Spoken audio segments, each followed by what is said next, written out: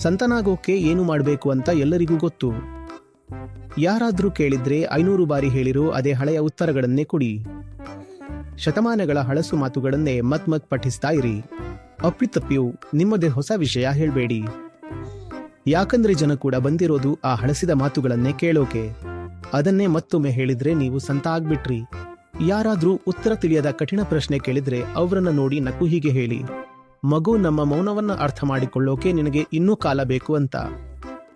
ಆಮೇಲೆ ಶಿಷ್ಯರನ್ನ ಕೆಕ್ಕರಿಸಿ ನೋಡಿ, ಇಂತಹ ದೃಷ್ಟನನ್ನ ಒಳಗೆ ಯಾಕೆ ಬಿಟ್ರಿ ಅಂತ ಬೈಯಿರಿ. ಹಳೆ ಪ್ರಶ್ನೆ ಕೇಳೋರನ್ನೇ ಕಳಿಸಿ, ಆಗ ನೀವು ಸಂತ ಆಗೋದು ಗ್ಯಾರಂಟಿ. ಇದೊಂದು ಮಸ್ತ್ ಕರಿಯರ್. ಸಂತ ಆಗಬೇಕಾ? ನಾನೇ ಕನ್ಸಲ್ಟಿಂಗ್ ಮಾಡ್ತೀನಿ. ಎಲ್ಲಾ ದಾಳಪೆಟ್ಟುಗಳು ಗೊತ್ತು. ಆದ್ರೆ ಇದನ್ನ ಮಾಡ್ಬೇಕಾ ಬೇಡವಾ ಅನ್ನೋದು ನಿಮ್ಮ ಪ್ರಶ್ನೆ ಆಗಿರಲಿ. ನೀವು ಕೇಳಬಹುದು, ಎಲ್ಲಾ ಗೊತ್ತಿದ್ರೂ ನೀವ್ಯಾಕೆ ಸಂತ ಆಗಿಲ್ಲ ಅಂತ. ಪೂರ್ತಿ ಗೊತ್ತಿರೋ ಕಾರಣಕ್ಕೆ ನಾನಿದನ್ನ ಮಾಡಲ್ಲ.